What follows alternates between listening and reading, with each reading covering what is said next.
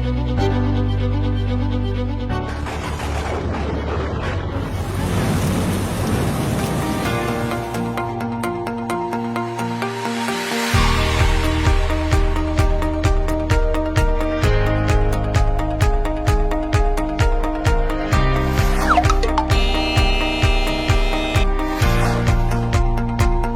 ารรักษาปึ้มที่ถูกวิธีต้องปฏิบัติดังนี้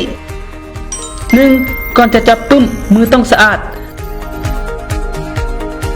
2. ห่อปึ้มด้วยเจี๊ยหรือแผ่นยางและถ้าปึ้มจิกขาดให้ซ่อมแปลงคืน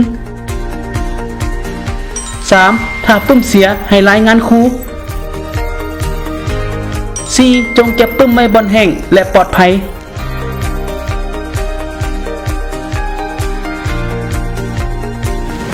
สนับสนุนโดยกระทรวงศึกษาธิการและกีฬารัฐบาลออสเตรเลียและสหภาพยุโรป